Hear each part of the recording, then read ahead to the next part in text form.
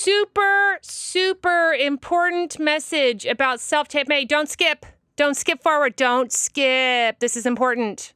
If you have finished your 16 tapes, you have to go right now. Go to selftapemay.com, sign in, and update your number of tapes to 16 and enter your Instagram handle if you want to be eligible for the prize. If you want the shout out, if you want the Audrey posts your handle and lets everyone know that you completed and you want to be enrolled in the drawing for the prize, then you've got to go on selftapemay.com, sign up, and put this little arrow thingy that says 16 tapes. That way I can count you. Otherwise, there will be none of that. So go now. You have to do it by Friday, this Friday, Frizzle Friday, this Friday, June 3rd. It must be done by the end of Friday, June 3rd. Do it now, selftapemay.com. All right, on with the show. Hi, everybody. I'm Audrey Moore with Audrey Helps Actors Podcast, and this is episode number 89, Feeling Fine About Having a Great Agent. This is a talent agent tell-all with Rachel Fink Richardson at SBV Talent. She's my agent, and she is so incredible. Jennifer York from DPN. They're department directors of on-camera commercials and brand partnership. Former casting directors and now incredible agents. What makes an agent great? Don't you want to know? We discuss what agents look for when signing a new client. What does a good agent look like? What does a bad agent look like? What are some flags? What are some warning signs? And how to make a living as an actor. Do you want to make a living as an actor? This is about that. All right, Self-Tape May Challenge. If you're listening to this, you might have 1 day left, maybe 2. Get that last tape or 2 or 6 posted. Don't forget your sticker. Listen, if you forget your sticker, it's okay. I'm getting a lot of emails. Audrey, I forgot my sticker. It's okay. Everyone's allowed, and I forgot my sticker or 2. It's okay. And if you finish, congratulations! Now go to selftapemay.com, sign in, enter your Instagram handle, and update your tape to number 16. It's free. It's how we'll know that you finished, which is important because our amazing sponsors are giving away a $1,000 prize package.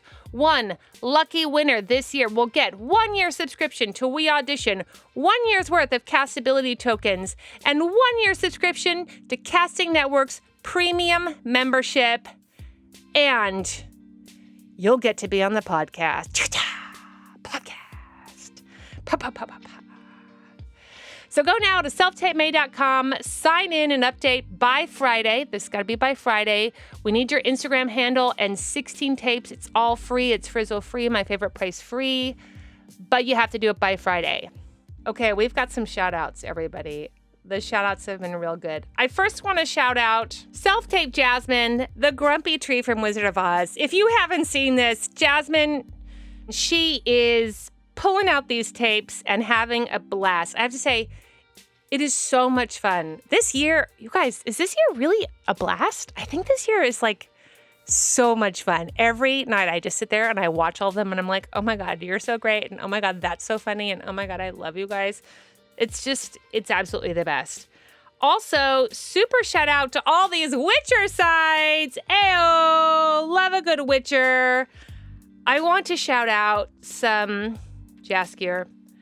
My good man, Jaskier, he sings songs to toss coins to Witchers. If you don't know what that is, for shame. Shout out to Ian Sargent Phillips at I Am Gnome for his fantastic Jaskier, Just the Bard. It's a very good scene. You know, I've always been like, there's no rules for me on The Witcher. And then I was like, maybe if they went female Jaskier, that would be the role of my dreams. So thanks everyone so much. I am loving The Witcher. Give it to me. Gimme. You've got 2 days left. Just throw out the most. Just be like a creature in The Witcher. Just like show me your creature stuff. Self-Tape May this year is sponsored by WeAudition.com. If you want to give your husband, partner, roommate a break and find an actor to read with you, Go to weaudition.com, promo code self-tape-may, one word, self-tape-may.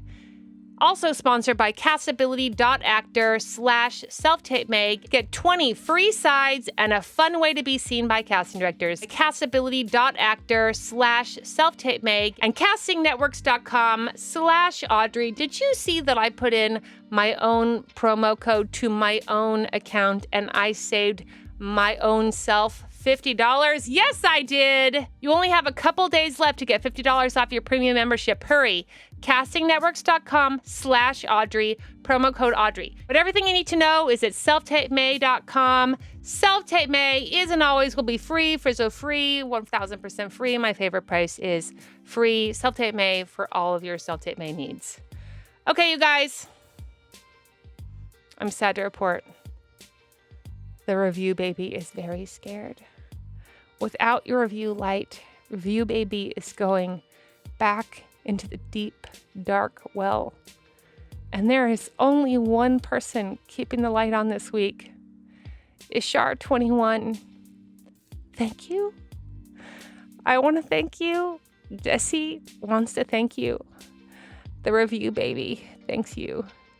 Thank you so much. For the rest of you, I know that you're all very busy finishing Self-Tape-May. I understand. I get that. But you could do that and also keep our review baby out of the well. 1 minute. That's all this little baby asks. RateThisPodcast.com/Audrey. That's RateThisPodcast.com/Audrey. Baby is scared. So scared. Save me. All right, that was dramatic. I hope you're on your way to an audition /self-tape / I don't know how people are booking jobs this time because it's everywhere. Book it! Audrey helps actors because they don't know anything. Hi, everybody. I'm Audrey Moore with the Audrey Helps Actors podcast, and today we have Rachel Fink Richardson. Great. And you work at SBV Talent. I am the department director. I run the on-camera commercials and brand partnership department. Amazing. And we also have Jennifer York from DPN. I guess, Rachel, I technically do the same thing you do. I just I never gave myself a title. So I guess that's what we'll say. Whatever she does, that's what I do too. I love it. I love it. Very good.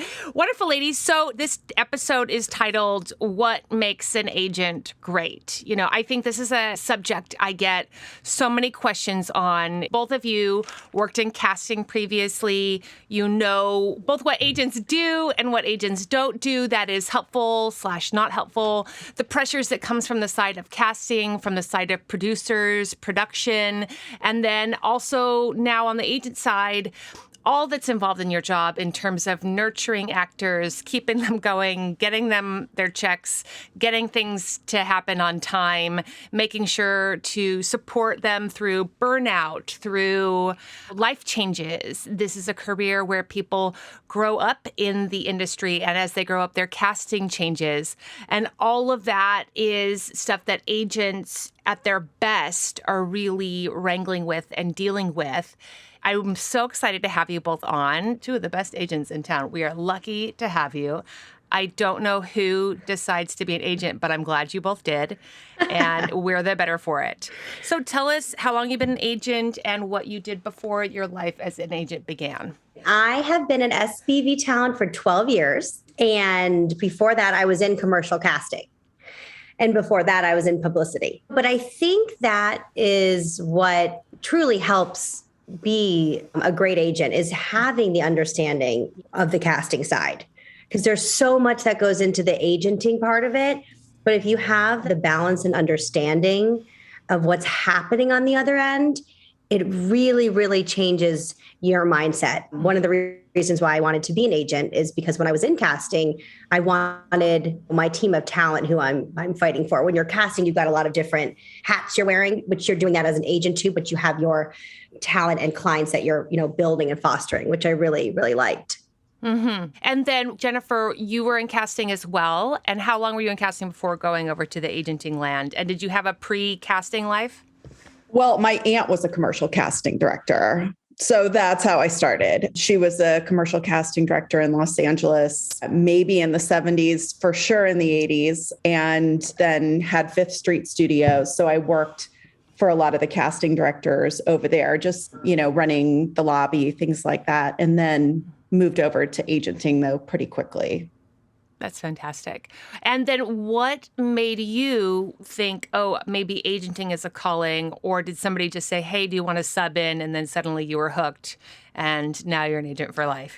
I think my aunt talked me out of wanting to be a casting director. I think I saw how challenging that was, because their job is so hard because you're having to get great directors. And that's, incredibly difficult, because there only so many directors get commercial directing opportunities. So it's very hard to keep that a list of 10, 15. I don't know how they do it, to be honest. But I loved actors. I love funny people. I've always loved film, I guess, and TV. So I always sort of gravitated towards comedians, I suppose.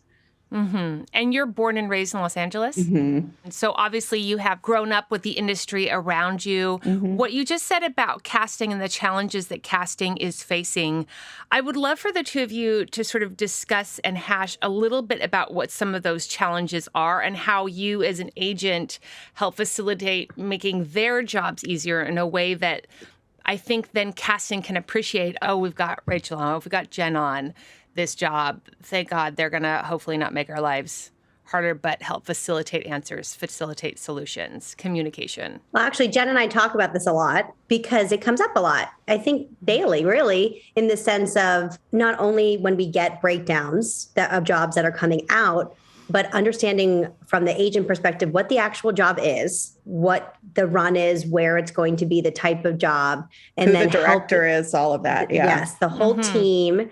And really knowing the talent.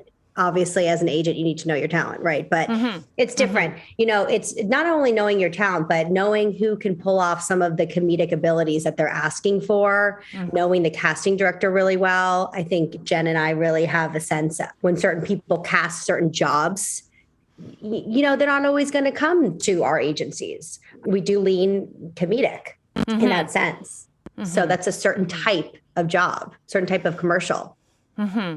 Yeah, I love that. Jen, what do you experience in terms of agents also being sort of typecast and niched into their own brand? Do you experience that? I mean, I just think that happens. The referrals I think Rachel and I get just naturally. Friends tend to refer friends. If they're having a good experience with you as an agent, they tend to refer similar type individuals. So either other comedians or other people that are working theatrically, whatever that is, I think it just sort of happens. It's kind of a weird phenomenon. If you're a good agent and you're doing a good job and you know the casting directors, you understand how the business works. It's also replying to emails in a timely manner. Your communication is professional, understanding the things that are a problem and aren't a problem, There's almost nothing that is a huge problem. I think that everybody gets very worked up about things, but almost nothing is a huge problem.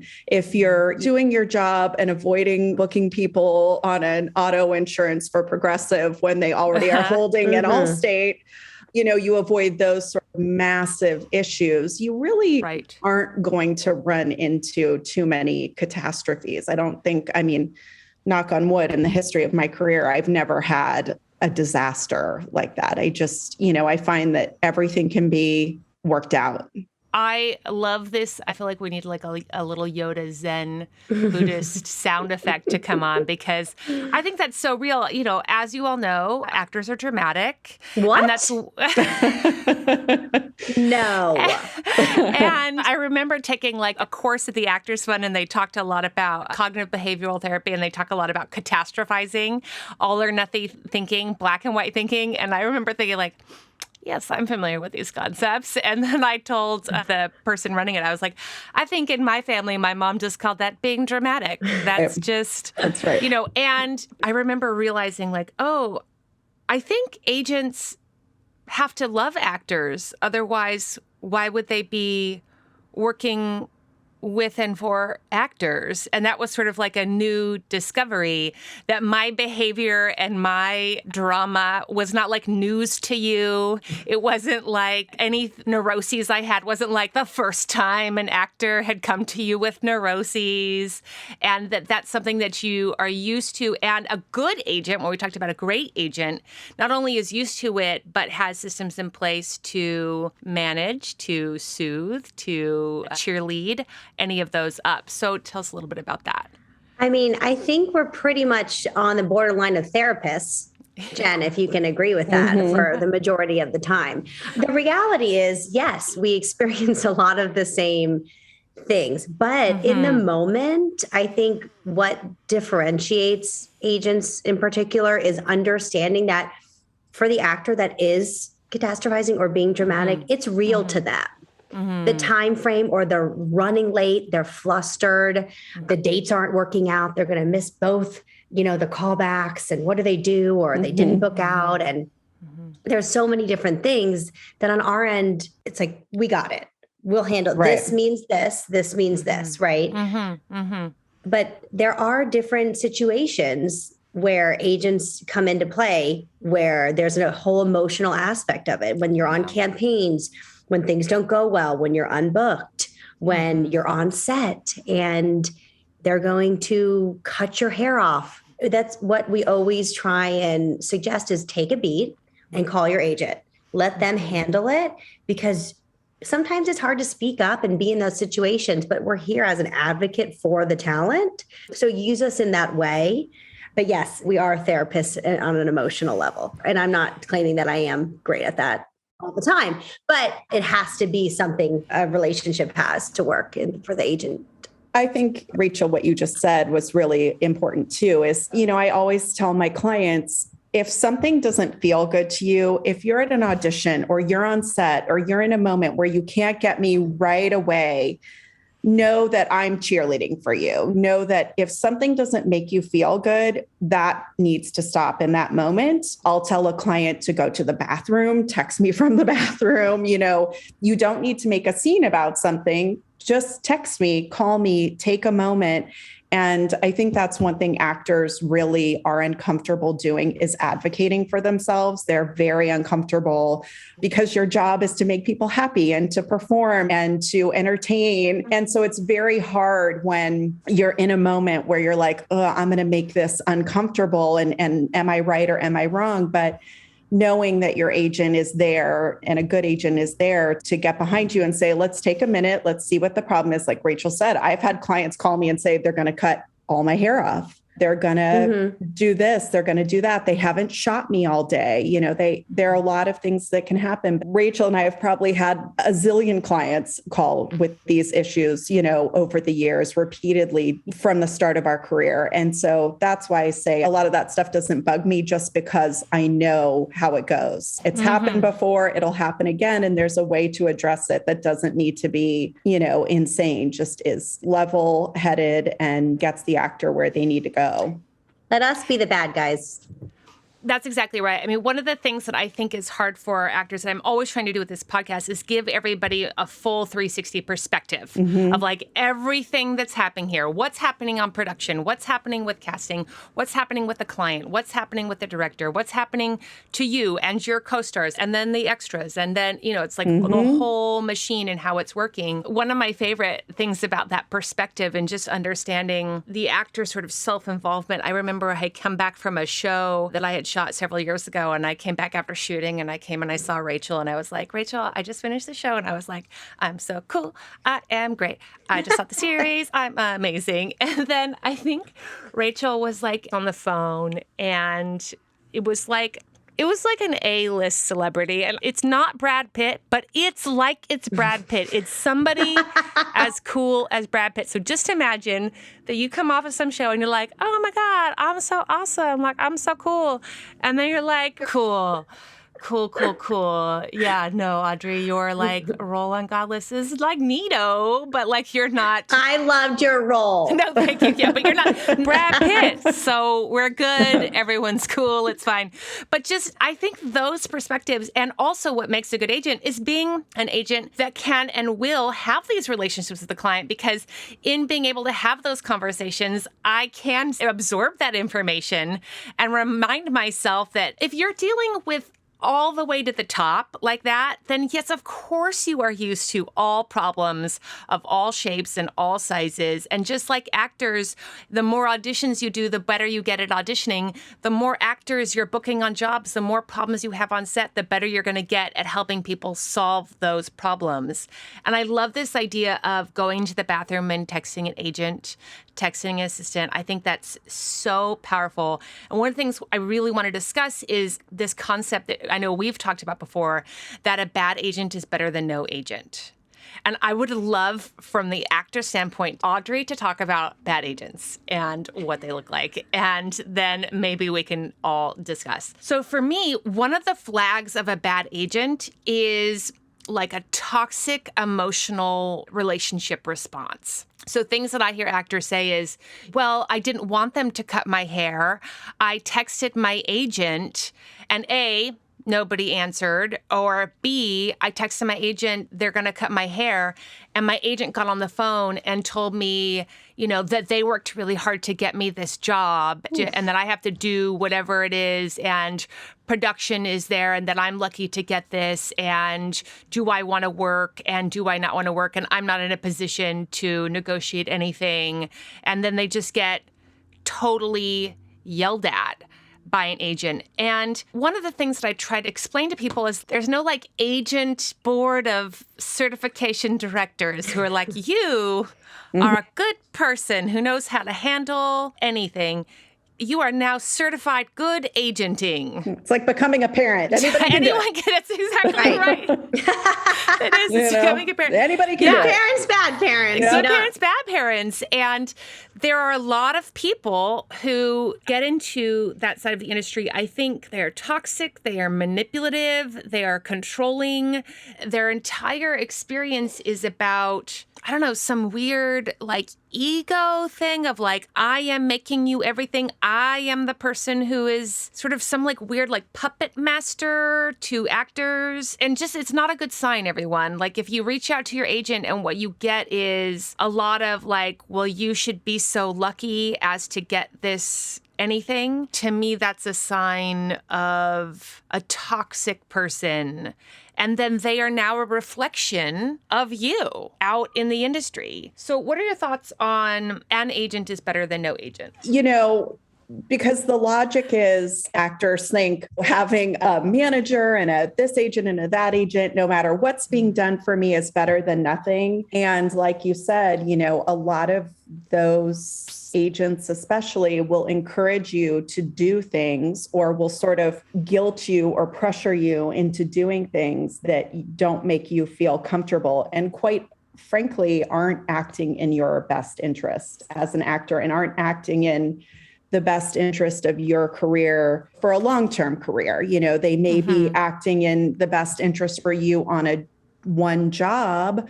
But I understand you're not getting submitted if you're not with an agent, right? I guess you could self-submit. So on the one hand, you feel like I want representation, but on the other hand, do you want to feel this way all the time? I think Rachel and I talk about taking new clients and meeting new clients, and we're always open to meeting people or people who are working hard or great performers. Like there's no barrier to entry, you know, from that perspective. I just think I wish actors would be more careful with who they choose to represent them, because if you choose incorrectly, they can do a lot of damage. And I think that living in that fear of not having representation can be so heavy for an actor. But on the other hand, when you have an agent that's an extension of you, submitting you poorly, pitching you poorly, negotiating poorly, not responding to email, not responding to phone call. Yes, it's a bad look. Then you're, as an actor, you know, pigeonholed. Oh,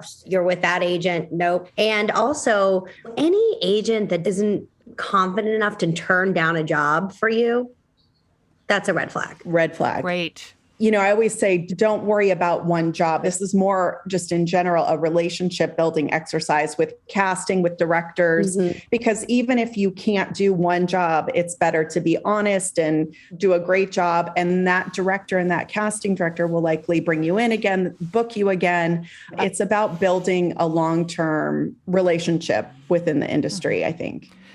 You're talking about building a career. Right. I mean, helping actors foster a career. And this, to me, is one of the biggest signs of a great agent and a not great agent. Is a great agent is career focused, like long term. I know with Rachel, it's like, what's my casting now? But then what's Audrey's casting when she gets into Mom of Teen? And what's Audrey's casting when she gets into pharmaceuticals? And also, like, is Audrey going to be in the game for all of that? Is she somebody that we can bet on for a long term possibility? All of those sorts of things. Versus somebody who is like, I want to take you, use you as much as I can now. And then one of the best examples I have of what you're talking about is an actor friend of mine that was forced to stay non-union. Now, this is an actor who was well into his 30s, and he is a great catch as an actor. And he would work, and they just kept saying non-union, non-union, non-union, non-union, and really manipulating him to think like if he joined the union world, that would just be the end. And he couldn't make enough to make a living out of this industry.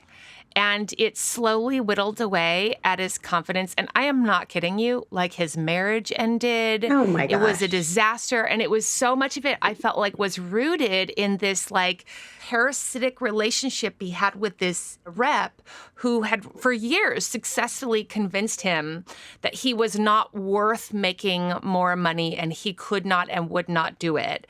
And I just couldn't make sense of it. And I couldn't convince this person of otherwise. And I just remember thinking, like, for what? Like $200? Yeah, $400 max? Like, I don't know what we're talking about here. And I would try to tell him the amount of money I was making off of campaigns. But because he'd been so indoctrinated to believe that that would just not be possible for him. And he was in so many ways the male version of my casting. And I was like, I'm literally working with all the versions of you, and they're making the same money I'm making. And I, to this day, think of it all the time. And I meet actors all the time who will give me a litany of reasons that they are staying with their non-union agent who is telling them that there are no union jobs and that they can't book that money. And they're in a category that I just know. I know that it's not true. Like, I positively know that's not true. There's so much, because Jen and I talk about this so much. It's infuriating. It's absolutely not true. Rachel and I exclusively do union work and have healthy commercial departments. It's a low-hanging fruit. It's easy to get. It's a low-hanging fruit. If it's easy to get and easy money and you're collecting 30 and 40% from your talent as opposed to 10. Let's break that down, because I think actors need to know what that 30 to 40% is, because I get these emails all the time of actors who email me and they're like, Audrey, just signed with this commercial agent. So they said that if it's a union job, it's 10%, but if it's a non-union job, they get 20% plus the client's 15% plus an extra 5%. It's like this, all these percentages start coming out, and they're like, is that normal? And I'm like, okay, let's talk about normal, and then let's also talk about yucky. And I say, yeah, it's normal. And for those types of agents, and let me be clear, not only are they not going to get you those union jobs because they don't have those relationships, that's not what casting knows them and uses them for. Those aren't those things.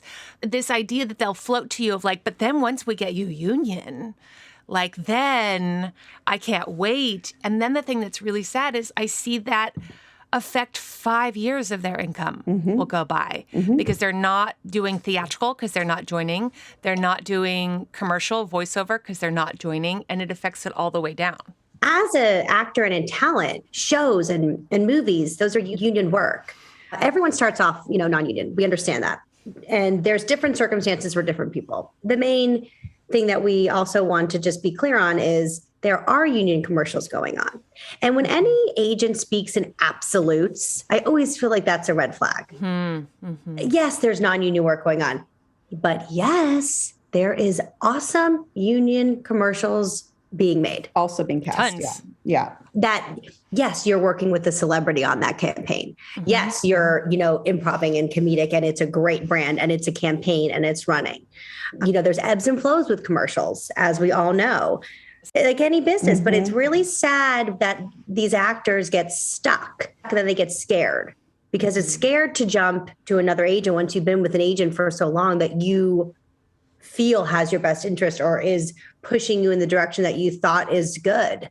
Well, and you've been like propagandized to believe that this is all there is. So right. Been if you're indoctrinated. if you're thinking this is all there is and, I shouldn't join, why would you believe another narrative? There's no reason, And then 5 years go by like that, and then you're kind of solidified in this category. I also want to talk about this with this indoctrination too.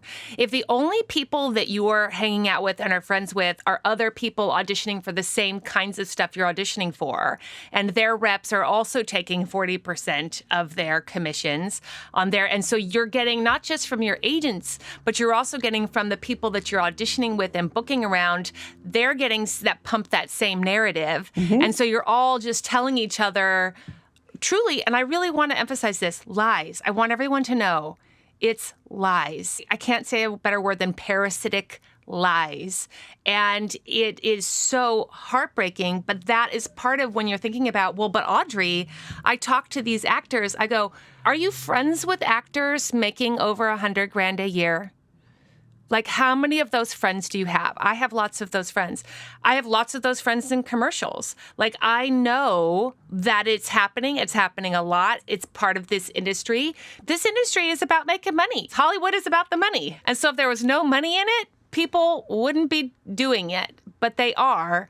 And so if you look around and the only people that you are talking to are people who are also making no money and getting 40% taken off of their jobs for commissions, then I strongly encourage you to make some new friends. Get in some different classes, talk to some different actors, talk to some different casting directors and teachers.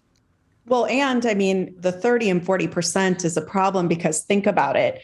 Your agent is being incentivized by other sources, other reasons, et cetera, to take non-union work. That's why the plus 20 is there. They know Rachel and I commission 10. So it's like, well, let's double it. Let's double down on the 10%.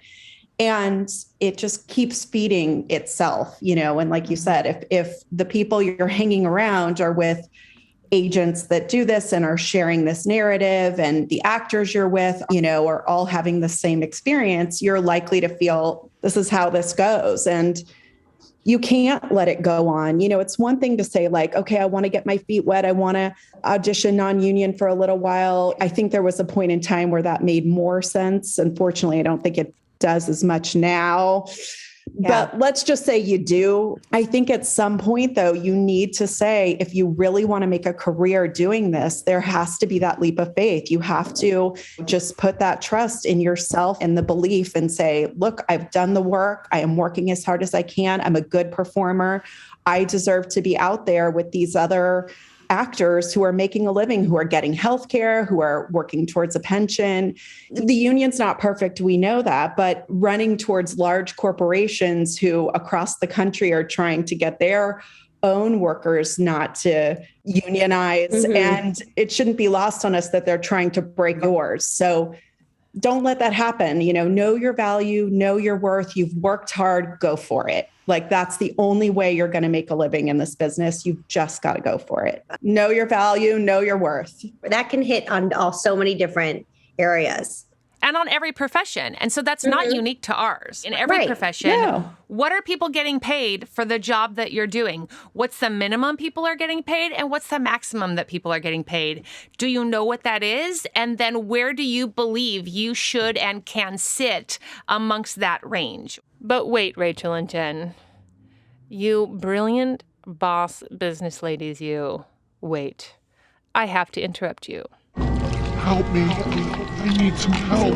And now it's time for listener questions. I'm so scared. This listener question is brought to you by WeAudition.com. That's WeAudition.com. Promo code SelfTapeMay.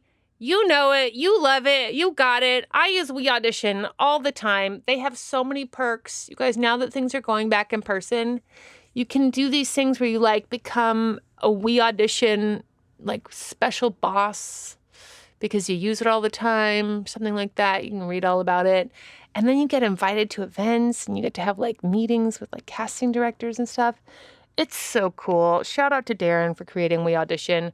WeAudition.com, promo code SelfTapeMay. If you have any listener questions, call 667-ACTOR-70. That's 667-ACTOR-70 for all your listener question needs. Hi, Audrey. This is Kristen in New York. I'm calling with a market research question.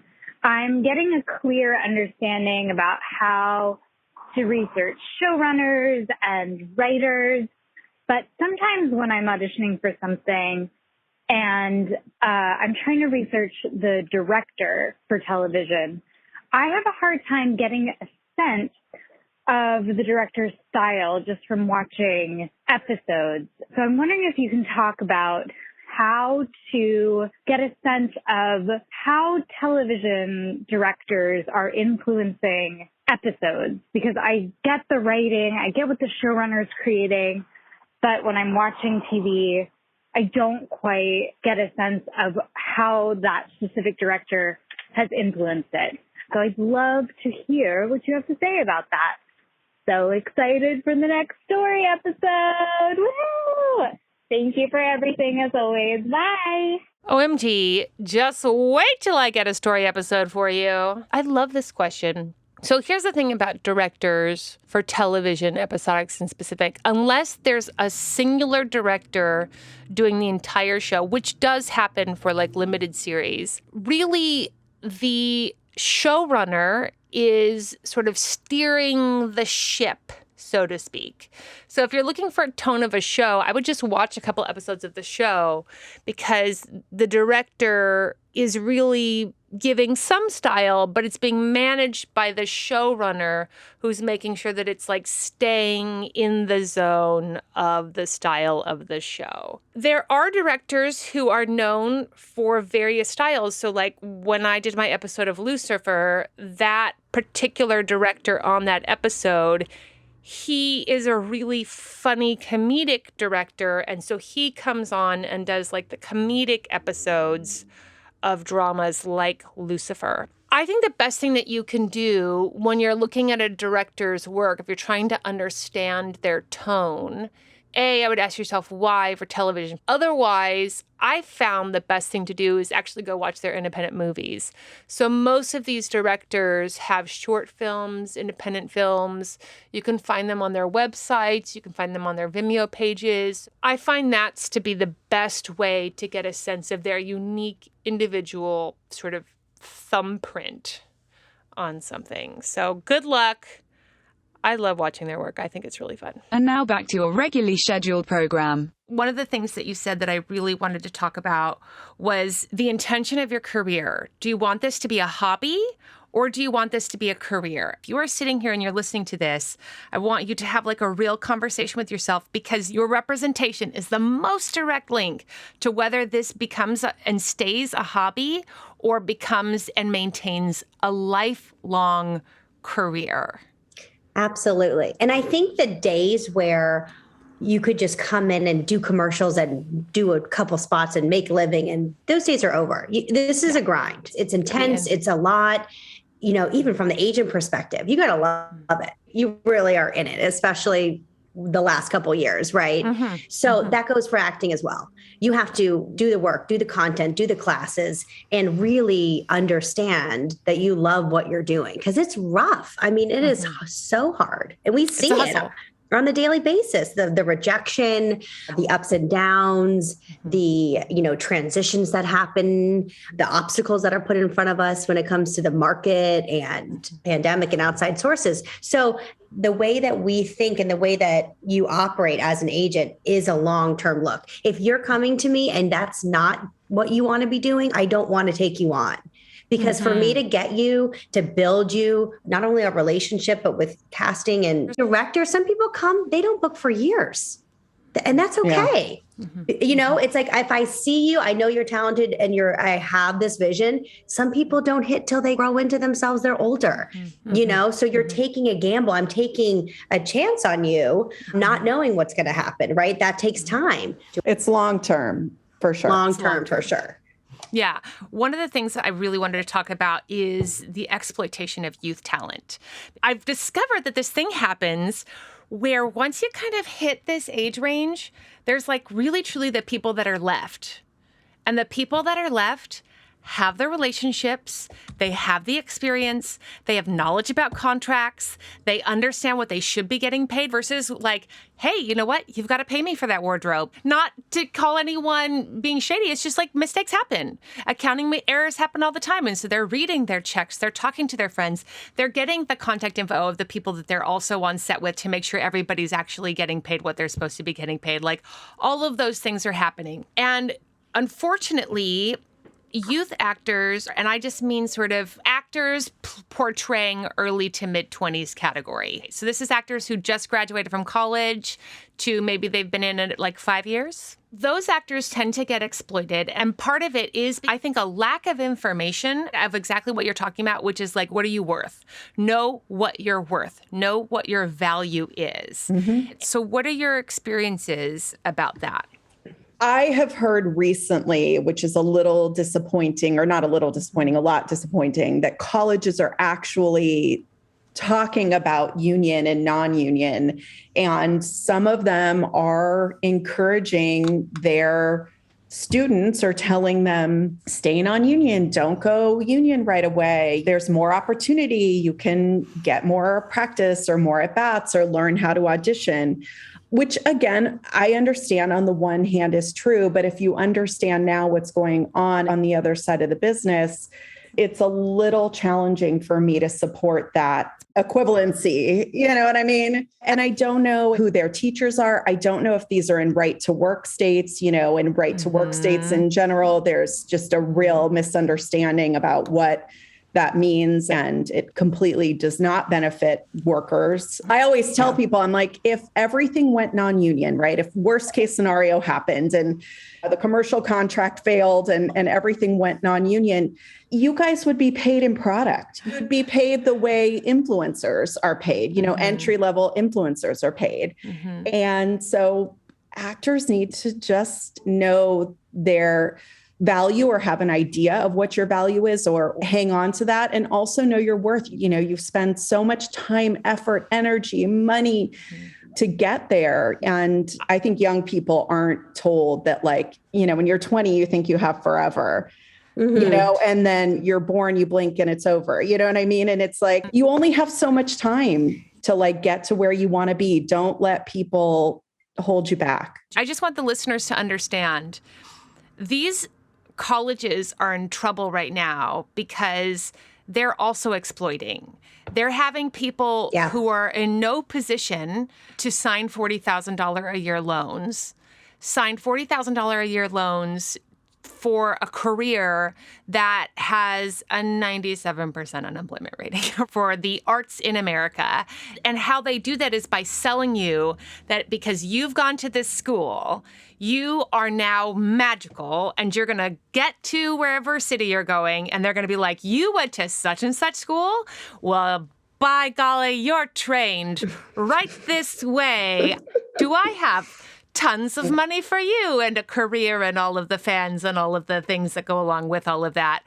So if that's the person that's telling you about how to make money, I think we should just first look at that and think, like, is that the person that we want to trust?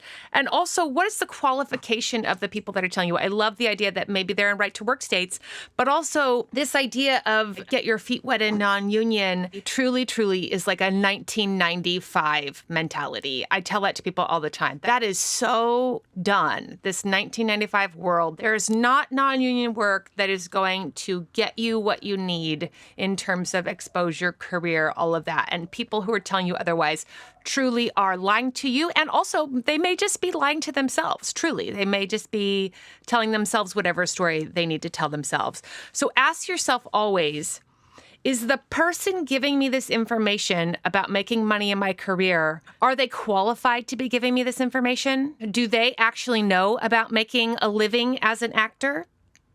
I try really hard on this podcast as a person who makes a living as an actor to have other people who make a living as an actor and other people helping others, like the two of you, make a living as an actor. And if these people are not qualified, then consider another opinion from somebody who is. Absolutely. I think this is in honestly all aspects of life. Know your source. Where are you getting this information? Everyone has their biases. You're biased in the political aspect, in this commercial, in the entertainment based on your history and what's going on. And I think what happens is actors are so open, right? And they're so ready for knowledge and they're ready to go. But there's so many people in this industry that have their own agendas and they're pushing their own agendas. And that's where it gets really, really muddy. And I think that's where, from our perspective, as, going back to this theme of, differentiating levels of agents and being a great agent, is the theme or, the relationship that you're building, this harmonious is, we're working for you to build your career. So if your source is influencing you to keep going non-union or pushing you one way that feels yucky or not good, you have to do your due diligence. You have to be your own advocate as a talent. And that's what I think really differentiates the people that are in this career long term and hit that after they get out of the adolescent phase and they're playing these young moms and they're still in it, is because they've hit obstacles, but they've learned, okay, let me take a beat on this and let me get a second opinion. Let me see who's giving me this information, or I'm going to continue moving forward in this way. And I think that, you get to the stage where you're playing the mom, that's a teenager, and a lot of people don't. And we see the fallout from it. Absolutely. I would just love to be very transparent with everyone. What I, Audrey, am always vying for, actors making a living out of acting. That's what I'm vying for. I'm vying for the continuation of actors making a living. And I always say on this podcast all the time, do not for a second let the fact that there are many of us devalue your own individual value to any particular job. The money is there. These are corporations on any side, whether it's theatrical, whether it's commercial, whether it's voiceover, whatever it is. The money is there. And if the money truly is not there, your agents actually do know it. They know what is happening. They know why to take the job if the money is smaller rather than larger.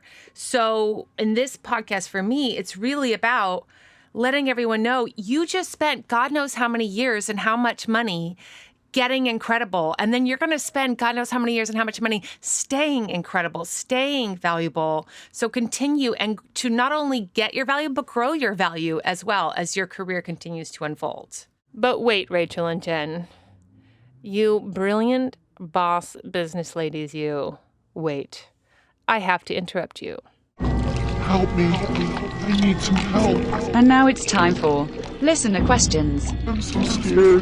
This listener question is brought to you by castability.actor/self-tape-may. That's castability.actor/self-tape-may.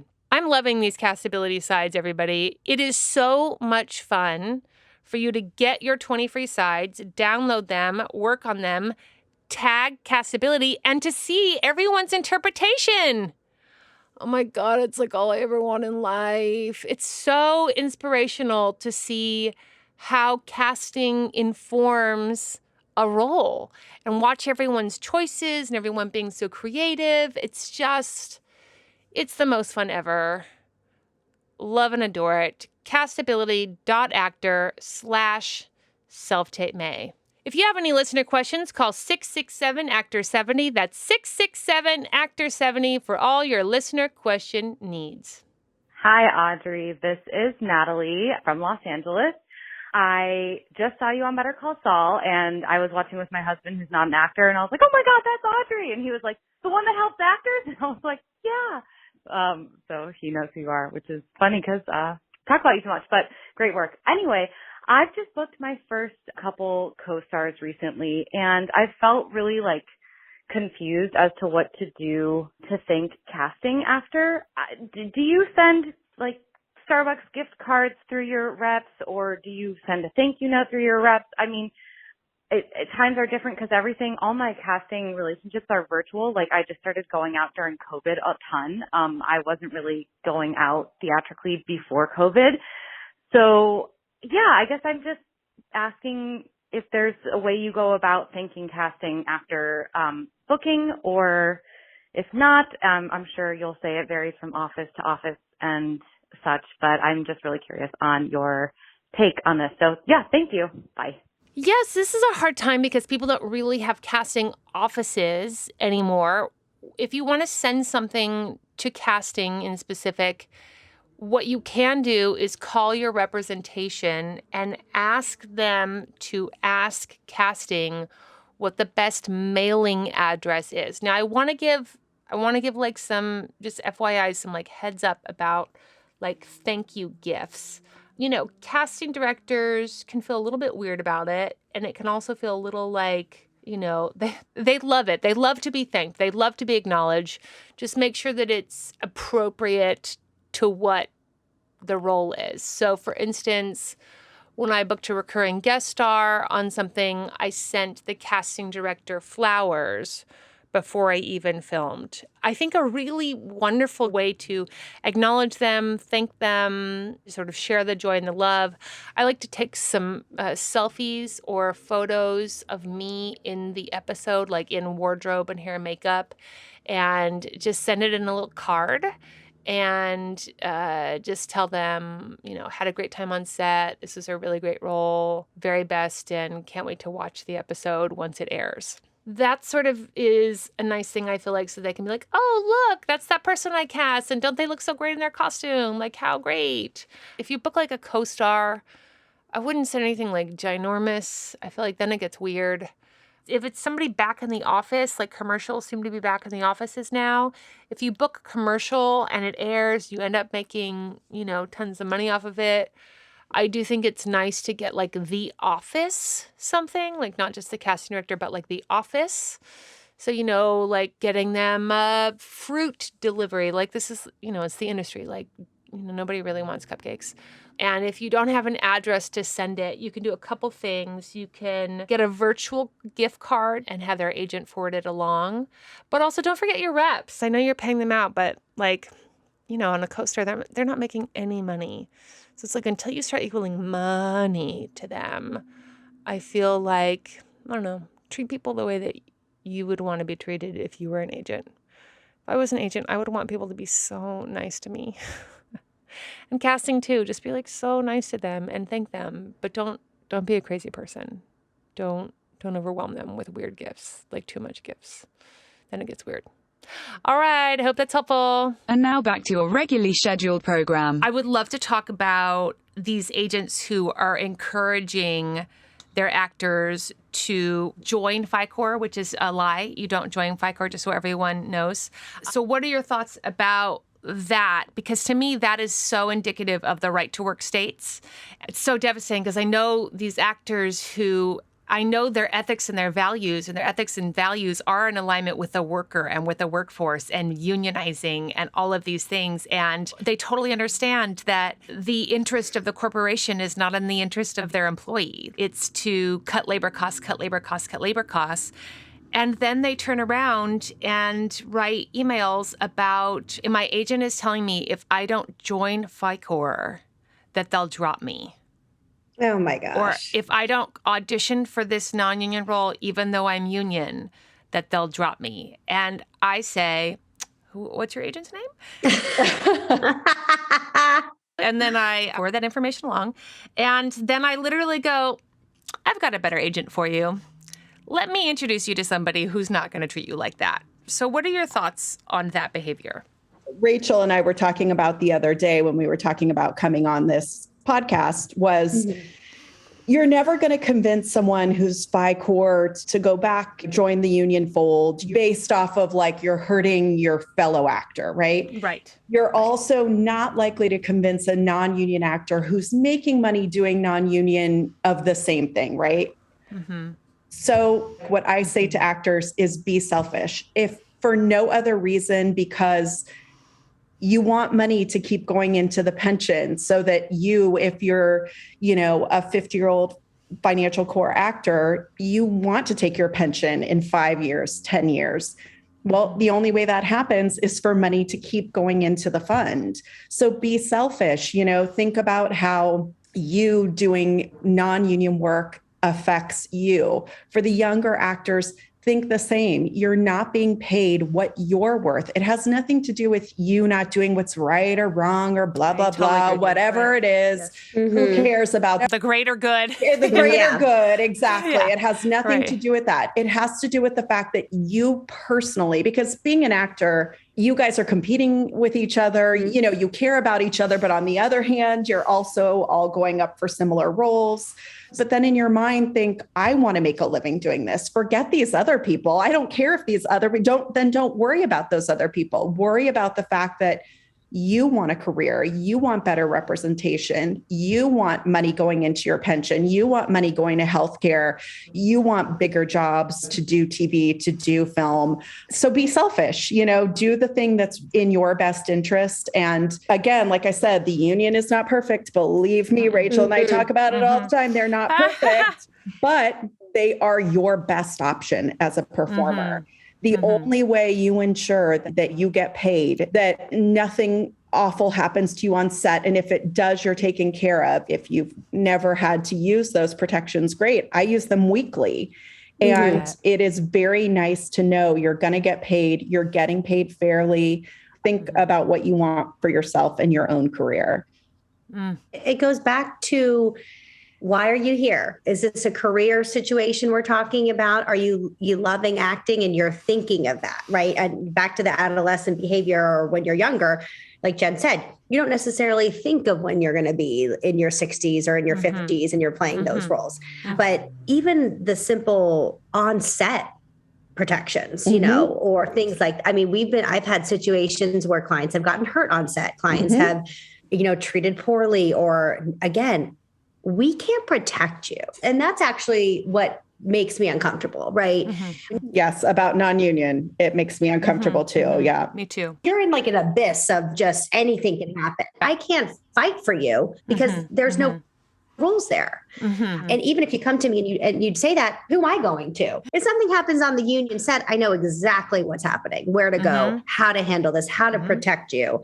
And someone will literally drive to set right now. 100%. Like a rep will get there and go, I'm sorry, what's happening? Rachel, I think you'll agree, like it feels like a really big business. It's not. It is like the same business affairs people. It's the same ADs. It's the same people over and over again. And so I'm normally very comfortable when a client goes to set, because I'll say, oh, my clients have been on this set before, or I know this director, or this casting director is great, or I know like there's a small margin for error there, just because everybody's professional, you're safe, you're taken care of from start to finish. It's a good experience.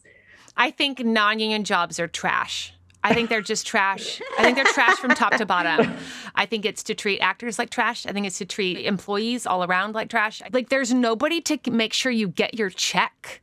Like this isn't like a job that you show up to every Monday through Friday and then they have an HR department. You can be like, hey, like haven't gotten my check. Where's my check at? Like I sure would like to get paid. It's like you do a job. The job like goes away. It disappears into the abyss of nothingness of the industry. And there's nobody there for you to like knock on a door and go, hey, I did this job. Could I get paid? And I'm talking 4 to 6 months is normal to get paid on a non-union job. And then the check finally comes. And then the people that are trying to get you jobs where the checks don't come, who are those people? And do you want to be with people who want you to get jobs where the checks don't come?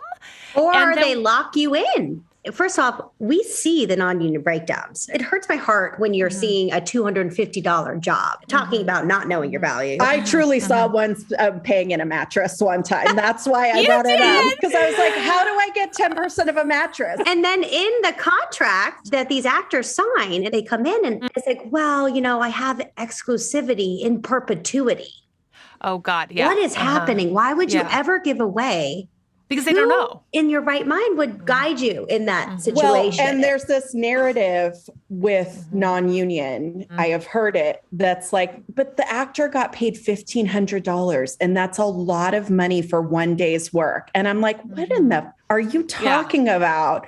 It's not one day. It is normally from date of airing. So you shoot it. And then if the first airing isn't for 6 months, let's say, it's another year after that. So you didn't use my client for one day. You actually used their likeness, their image, their performance, et cetera, for a year. No, they didn't go into the office, but every day you use their image, you use their performance, and you obviously are feeling that it's helping you with sales or helping your business in some way. Otherwise, you wouldn't be using it. So they're contributing to your bottom line. If you renew it a second year, you really feel like it's been a successful campaign. Pay them commensurate with their work. $1,500 for 1 year. Some of these numbers I'm seeing are insulting. I mean, it's insulting. Yeah. Also, you're exposed. Sometimes they're running these spots. It's like crazy, crazy, crazy, crazy. From the outside perspective, people think they're making a ton of money. They have to be. It's running all the time. Oh, no. That was like a $1,500, $2,500 buyout. But then we get into the ego thing that I wanted everyone to really address, which is very real for actors, especially when you're just getting in, which is like people can see you on TV. And now you feel like, I did it. And you get this hit. You get these hits. Serotonin hit of like, I saw you on commercial. I saw you on a commercial. I saw you today. I saw you today. I saw you. I want you to think career. So like for those first 6 months when that happens to you, I understand that that's exciting. If that's going to cost you tens or hundreds of thousands of dollars in your lifetime, how much would you pay for every little text message that you're getting from a random neighbor or an aunt or somebody that you went to college with? Like, how much is that worth to you? Because if you want to pay me $500, $5,000 to send you a text that I really like you and that I saw you and you're doing great, babe, then I will happily be that person for you. But really understanding the math and how it works out and the loss of what's happening. I always say to actors, how many auditions are you doing? How many are you doing this year? And so what's your actual hourly when you break down a non-union job versus a union job? Because if you're getting paid $1,500 and then within that $1,500, you've put in 40 auditions to get that $1,500 and you've put in X amount of hours for those 40 auditions plus callbacks, then how much are you making per hour versus that exact same job on a union contract can garner you $40,000? And then what's your hourly there? You're getting $1,500. Somebody's taking another 20. If you have a manager, they're taking 10. And then taxes, because you're 1099 on those jobs, you're walking away with very little money. And most people you talk to don't feel the juice is worth the squeeze. Yeah, I think it's setting you up to quit because it's not sustainable. And it also makes me think, too, the money that you end up making and the amount of relationships you are competing with that over time. And it's about where do you want to start your bar? When you graduate college for a profession of, not acting, you want to make sure that the bar you're setting when you graduate college is as high as you can, because you're going to try to get it up from that point forever. If you go in and you started a job as, say, an accountant, and you're like, what's the least you can pay me? Because they will pay you the least that you will allow them to pay you. And then getting up from there is like scooch, because nobody wants to give you the raises. And that's also true with this industry. If you start out and you set your bar so low, I mean, I heard an agent for theatrical recently say that to be very careful who they send out for co-stars. because they don't want casting to see them as an actor that they can get for $1,100 a day. They want casting to see that actor as somebody they're going to get for hundreds of thousands. And there are a couple actors, they're like, I think they're a little green. I want them on a couple sets. I want them in some offices. Like, I want them to just get a little more experience. But they're very careful with that. And for actors, they don't understand because they're thinking like, but I have to have my experience. And I'm like, no, please get several hundreds of thousands as soon as you can. Set your bar high. A lot of my clients who are, late 30s, early 40s and up, they didn't start out union. They were non-union as well, but they did other jobs at night, or they did other things to supplement their income while they auditioned union during the day, so that they were able to keep this level of like, this is my bottom line. Like you said, fake it till you make it. You gotta like right away just say, look, I've worked hard. I've paid my dues. I've done these classes, and just jump in. I mean, I tell people you won't know unless you just jump in. And like you said, I mean, is this a career, or do you just want to be on television and have, hearts and thumbs up and things like that? If what you want is to really be a performer and have a long-term career, these are two completely separate things. The bar is so much higher now. When you're going into the room, you're competing against solid top talent here. I mean, even if it's a regional Wendy's or if it's an internet job, I mean, absolutely. To be honest with you, you're going in against people that are hungry and are working and are doing the work and the classes and creating the content. So as an agent, that's what Jen and I look for. I mean, I can't be more motivated than you. These people don't go away. I feel like non-union is a place to feel safe, because the reality, like Rachel said, is those union rooms are so competitive. Casting directors see 30 people a day, and they get 5,000 submissions. So you are in there with the absolute best of the best. You are in there with people who are just performing at the highest level. Don't underestimate them. They are hungry. They are uber talented. There is an incredible talent to make you feel emotion in 30 seconds, 60 seconds. There is such a talent to be able to walk and do dialogue direct to the camera. There is talent in being able to cry on cue. These people can do it. Don't underestimate them. Again, if you want a career, you got to jump in with those people. They're not going away. They will always be there.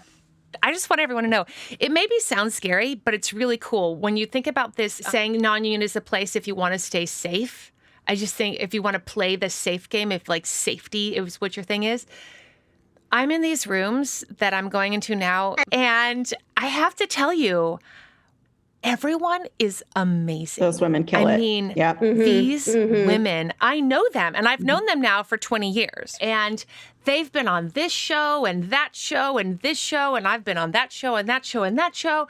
And I know what campaigns they've done. They know what campaigns I've done. I've seen them perform at the Groundlings every weekend for whatever years. They've seen me perform. Like, I know that it maybe sounds like a lot to people, but I'm excited by it. I think that's so cool because I'm amongst this group of women that I know are just rock stars. And then we're all here together. And I know somebody else is going to get a show and we'll be taken out of the commercial market for a second and they'll be back. I'll see you in 2 years, like whatever it is. But there's this beautiful team membership, camaraderie, love, passion, excitement, just like you're saying, and just a little bit of fear in the best way possible. And I really mean that truly, like, uh-oh, you're here. Yeah. Cool. Or the casting director comes out and they're like, hey, it was so great having lunch with you yesterday. That was so cool. And you're like, that's awesome that you guys had lunch yesterday. I love that. I love that for you. Yeah. I love that for you. But Audrey, just for a minute, you are a rock star. And you've always been one. Thank you. When you go in, something that you've always done from the minute I met you is lean into your strengths. You always have done that. And I think that's a hard thing for a lot of actors, especially in the commercial world. You're not going to be everything. Yeah. If you're the sweet Midwest girl, that's great. Don't go out for the bitchy girl. Don't give me headshots where you're crazy, athletic, muscle woman. Or, I know. You've always been able to differentiate yourself in such a great way, whether it's a period piece, whether it's, the Geico mom.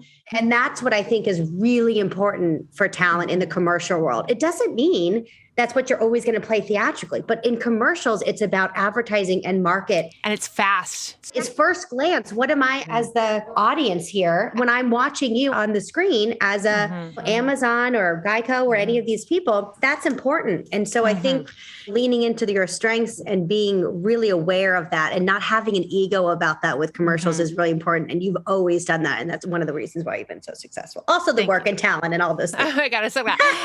Tell me more. No, but what I want to say with that, what you are both saying is like this idea of always pushing your career forward, going forward, being an instigator in your own career. I know we have talked a lot about like the union and getting informed on your contracts and knowing what money is out there, being involved in like the contract renegotiations, all of that stuff. And I get asked all the time from actors, pre-members, as we call them, and newer members like Audrey, how do I know what to read when I get my checks? How do I find out? How do I get that information? And I'm always telling them, you can listen to the SAG-AFTRA podcast as a pre-member because it's out there. But also, if you're just getting your membership, go to the orientation meeting. Just try that. If you're a commercial actor, go to one commercial contract meeting. And here's another thing. Don't see a commercial contract meeting. I just want everyone to know, you can literally call. You can call the union and say, hey, I just joined. I'm a commercial actor. I need to know more about my contracts. I don't see a contract meeting on the schedule. Can we get a commercial contract breakdown meeting over Zoom so I can attend? And I want you to know, they literally will send that over to the person who's in charge, and they will have one that next month, and you will be invited. Yeah, and knowing the commercial contract, that's just like when you're on set, knowing that you need to have a break for lunch, knowing that you have a separate wardrobe. Hey, I've been here for 7 hours. Is this normal? You know, checking in with your agent, knowing when, how to get paid, what to get paid, knowing when you see your spot still running and it's actually not active is a problem. Knowing what that even means. Knowing what an active spot means. If we've said active spot and you don't know what that means, we have some education to do. Because I find advocating when you know what you're supposed to advocate for is easier.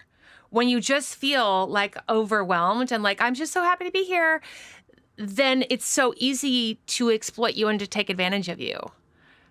But when you know what it is you're supposed to advocate for and that your agent is not only allowed to, but is supposed to advocate for and be your champion for, it's easier to then go into the bathroom and make that text message. Absolutely.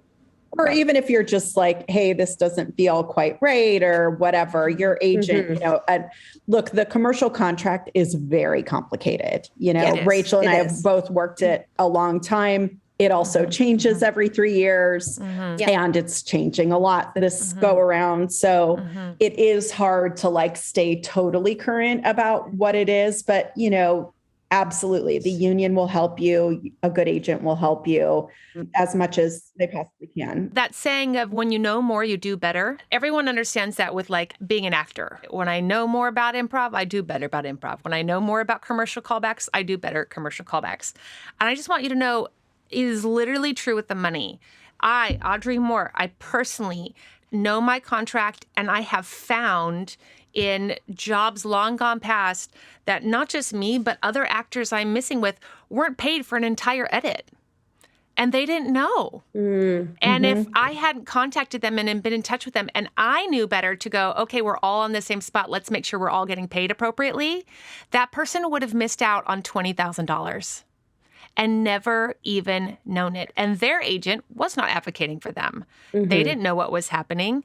And so not just do I do better, but then all of us do better, because then that 20 grand, that then gets put into our pension and health also. Okay, I am going to wrap so you guys can get back to work. First of all, is there any social media or anything where people can find or follow you or your agents that you would like to them? I know all the time they're like, how do I get a hold of you? And I'm just like, don't DM them, everybody. Don't do it. Don't DM them. Stop it. There are systems in place to getting great reps, which they are. And I understand that when somebody says, I'm a great rep, all you want to do is then contact them. And you are right to want to do so. So what's the best way for actors to contact you? I mean, for me, it's via email. It's always via email. Right. I don't have any like socials that are linked to my agency. Rachel, do you? I don't think you do either. I always feel like, to be honest with you, personal referrals is something that's really the best, because we get bombarded, to be honest with you, and we have to decipher that. So I think personal referrals, manager referral, like Jen hit earlier, is always the best way in that regard. I think that's great. Okay, so I just want to be really clear with everyone. Don't slide into their DMs. Don't do it. And I also would like to take a moment to talk about personal referrals as well. A personal referral is not, I know this other actor on your roster. I know. Can I get a meeting? I just want everyone to be really clear because that's very common. And I want you to know it doesn't make you look good. Just FYI. If you are not friends enough with the person that's on the agent's roster in a way that you feel that they will push you forward, then it actually just kind of looks weird. It looks a little strange that you're not just going out to that person saying, hey, could you forward my materials to your agent? Just so everyone knows. Okay, great. But wait, Rachel and Jen, you brilliant boss business ladies, you, wait. I have to interrupt you. Help me. I need some help. And now it's time for listener questions. I'm so scared. This listener question is brought to you by castingnetworks.com/Audrey. That's castingnetworks.com/Audrey. Promo code Audrey. I'm going to read to you a little email I got from Casting Networks because I took a little screenshot of it. Dear Audrey, thank you for being an important part of the Casting Networks community. We are writing to let you know that as of May 31st, 2022, our Casting Billboard Unlimited, media hosting, and Photos Unlimited subscriptions will no longer be offered, and you will be upgraded to our premium monthly membership plan. So do you know what I did? I took this email. I logged in. I went on to my membership. And I went, boom, premium annual membership. Click, and I hit promo code Audrey. Click, and then it said $50 off. You're welcome.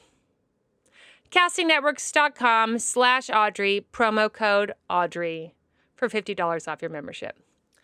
If you have any listener questions, call 667-ACTOR-70. That's 667-ACTOR-70 for all your listener question needs. Hi, Audrey. This is Patrick calling from New York. I was going to do Self-Tape May this year. I did it last year, and then I realized that I was getting married right in the middle of the month and decided, never mind. Anyway, I'm responding because a couple weeks ago, someone asked if Don't Forget Your Towel was a reference to Hitchhiker's Guide, and you said no, keep guessing. And I want to offer my guess. Is it a... I think it is. I hope I'm right, but I'm willing to not be right, but I hope I am. Hey, man. That's it. You did guess it right. Now you are sworn to secrecy. Absolute secrecy. You let everyone guess and have their time. Secrecy. If it gets out, I'm going to know it's you. You will be secret. But yeah, that's definitely it. And now back to your regularly scheduled program. Do you have any questions for me? What's one of the most questions that you get from your audience that you feel that if Jen and I have an answer that we could help since we're here? One of the biggest things that I hear everyone all the time is everyone wants to get an agent as soon as possible when they don't have their career ready yet for the agent. And I think that is really hard because actors, they're just like, I just got to get the agent. I just got to get auditions.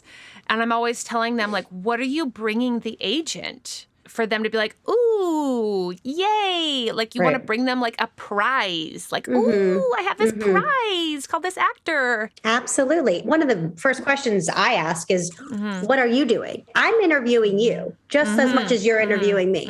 Okay. But in reality, I know the work I have to do. But I need you to set yourself up for success. I need you to come in and say, hey, I am taking these classes. I am doing this. Even if you don't have the resume, set yourself up for success and come in and say, hey, I might not have those credits, but this is what I do have. I have this class. I have this coaching. I shot with this photographer. So it's like, okay, great. She's motivated. He's dedicated. I'm not going to have to sit here and pry this stuff out of you. I can guide, and that's what we do as agents, right? We guide you. Hey, I need these shots instead. Really need you to take this class. But it shows initiative in my mind. Yeah. Or like you said, creating your own content. That's really, really helpful. If someone's creating their own content, posting it on their website, posting it on their socials, it's really helpful. All of those things are really, really helpful without you having to have big theatrical credits. When you're young, especially, of course, you don't have those things, or you don't likely have those things.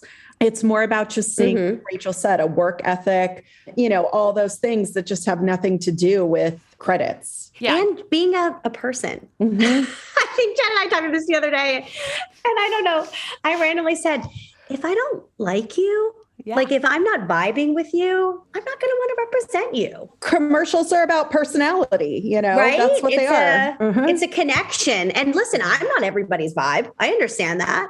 Not everyone wants the type of agent that I am or that Jen is in a way. No, it's true. We're not going to be for everybody. And some people who are with me wouldn't want to be with anyone else. And people who are with other people would never want to be with me. It's just like so much about personality. Commercials are not really entertainment. It's much more about advertising. You're selling products and you're representing a brand or a product. And it's more about that than it is about you being the hero of the spot. It's hard to understand sometimes when you're an actor because you want to go in and nail this dialogue and hit the comedic button and all of these things. But you have to understand, again, it's not about you.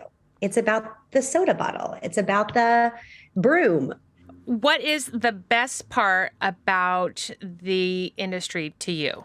Look, first of all, it's great to work with people you love and talented people and all of that. But commercials, I love the speed. I've always loved the speed. It's like you guys aren't married to anything. There are no huge losses. If you don't book something, it's not like my series didn't get picked up or I didn't get this, or, it's not a devastating loss. It's just like, hey, quick, easy. Hopefully you make some money. It takes care of you in months or years when maybe your show didn't get picked up. You were holding, but the show didn't get picked up. You need to make some money that year. Or years ago, I represented an actor, I guess I won't say his name, but who booked a huge pharmaceutical spot, made 6 figures off of it. And later that year, he was approached to play a lead role in a Broadway show. And you don't make a lot of money. There's something weird about rehearsal time with Broadway. I can't remember if it's no pay or low pay, but it's not what he was going to make once he got to those weeks of actually doing the show. And he did the show and he won the Tony the next year for this show. And he called me and said, I just want you to know it was because of that spot that I was able to take time to go to New York and not work and not have to worry about finances. It was because of that spot that I was able to rehearse that period of time before I was really paid. And I did this show and, obviously did an amazing job, but it was one of those moments that was just very fulfilling. It was like commercials do help you guys do other things or push you forward. And that was a really beautiful example of that, I thought. That's one of the things you have to love as an agent, right? To see. It's quick. You book a campaign, it's on there. I'm watching it. I get pumped, right? I'm texting you. I'm your, fan in that way. But then it's like, oh my gosh, the director remembered me from the Pepsi commercial and brought me in for the series. It's like commercials can be a building block for you in your career. And for us as agents to help facilitate that, in my mind, it's awesome to see that and be part of that, and then as you grow, for me, I grow with my talent. So it's something that, the longevity is there and it's awesome to be able to see the results from your hard work. Just seeing everyone's careers grow and unfold, to me, on all sides, I find to be really exciting and really, I don't know, it's just like, yay, look at us doing it, getting it done. It's very fulfilling in that way. Or when someone's like, I've never qualified for healthcare and I qualified for healthcare, or I really needed healthcare and got it. Those kinds of milestones and achievements for people are so amazing. It's really a fun and nice part of the job. I bought a house. I was able to buy a house. I was able to put my kids through school. Those are life-changing events. So Huge in this industry. Huge in this industry. And commercials really can facilitate that. Okay, what do you wish you could manage to get little actors to understand as just little wee babes entering the industry? When you're young, like I said, you think you have a lot of time to like warm up, and you do and you don't. You know, you really need to kind of immediately have an idea. You know, I always say to young actors, whose career would you want to emulate? Whose career would you want to have if you could have anybody's career? Would it be Jennifer Lawrence? Would it be Will Ferrell? And you sort of kind of immediately have to jump in and start doing it on a professional level and allow yourself to compete with those people who are also wanting to do it at that level, and just immediately do it. Don't let yourself kind of get confused or bogged down or play safe, you know, get in front of it. Yeah, I agree with all of that. I would, you know, to reiterate some of the key points we said, you know, knowing your value, knowing the source. And if you're doing this, as we're talking about, if you're going for it, then go for it and be smart, do the work, and really understand that there's people out there that can help you and guide you, that want you to succeed. And there are people that don't. And be smart about that. There was a casting director who years ago put out a breakdown for a campaign. They put out, you know, wanting the best people. An hour later, they put out a breakdown saying, you know, why, when I ask for your best people, do you send me people I get on these like lower hanging fruit jobs? And in my mind, I was like, wow, that should really be like a teachable moment for actors to understand that, like, that is a moment where having an idea of your value, whether it's having a sense of that, will get you into those rooms. Those are the rooms you want to be in. Don't allow yourself to hang around too long in, like I said, these lower hanging fruit jobs. If you know you're good, you've been doing the work, get in those rooms immediately. And once you're competing with people at that level, you'll do better. Like Audrey, like you said, you'll do better. You're pumped, you're pushed, you're encouraged to do the best work you possibly can do. Allow yourself that. It's more fun and pays better. You got to have fun. If you're not having fun, why are you here? I mean, that's for me. It pays better. If I wanted to play the small game, I'd be in a different city doing a different game. You got to have fun if you're doing this, or you have to find the fun in there. For all of us, find the fun.